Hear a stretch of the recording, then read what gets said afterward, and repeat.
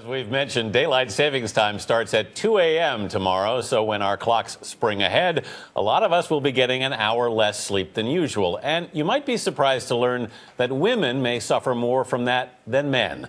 A recent study by Duke University researchers found that in general, women need more sleep than men and tend to wake up in a grumpier mood, too. Now, I should note, Becca came in saying she was tired today. She has not been grumpy at all. I appreciate that. Joining us with more on that is Dr. Michael Bruce. He's a sleep expert and the author of the Sleep Doctor's Diet Plan. Good morning. Good morning. Is it true? Are women more affected by a lack of sleep than men? It appears so. In this particular study, we found that women had more depression, women had more anger, and women had more hostility, as they reported early in the mornings when they weren't getting the same amount of sleep that they normally get. So when they were having problems falling asleep, when they were having problems staying asleep, that seems to have a dramatic effect on them. Why do we think that is? Well, I think there's a couple of different reasons, but we don't know 100% for sure. Not only are you emotionally affected, but you're also physiologically affected. Specifically, women are. What we found was that women who didn't get enough sleep had an increase in something called fibrinogen, which is a clotting factor which leads to stroke. We also know that there were certain inflammation markers that were higher.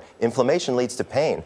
I would tell you, women may be in more pain in mornings than men are, and that could absolutely lead to an emotional response. So it literally does affect their health. It absolutely affects their health. I mean, it affects their health so much that recently we've seen a whole bunch of different studies to show some very interesting things about sleep deprivation. As a matter of fact, one of them for both men and women was that people who sleep less than 6 hours a night, it affects over 700 genes. Wow. Over 700 genes in your body. And how many genes are in your body? You have thousands of genes in your body, but that's still a pretty large number when you start to see, because it affects things like stress, like your immunity, inflammation, like we spoke of before. So when you start to look at sleep deprivation, it's not just, oh, I can tough it out, I only got my 5 hours last night, I'm strong, I can make it. It's you are affecting your health. You need to think about that. This conversation is getting louder and louder. Ariane Huffington actually did at TED a whole thing about sleeping your way to the top, which was all about getting more sleep.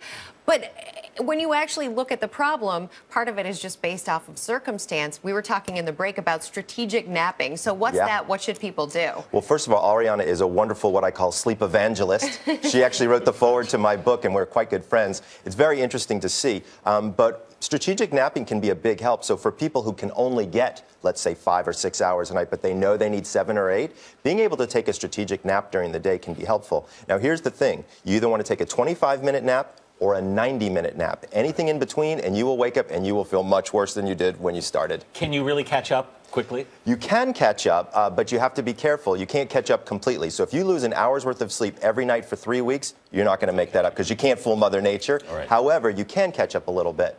Dr. Michael Bruce, thanks for being with us this morning. Thank you.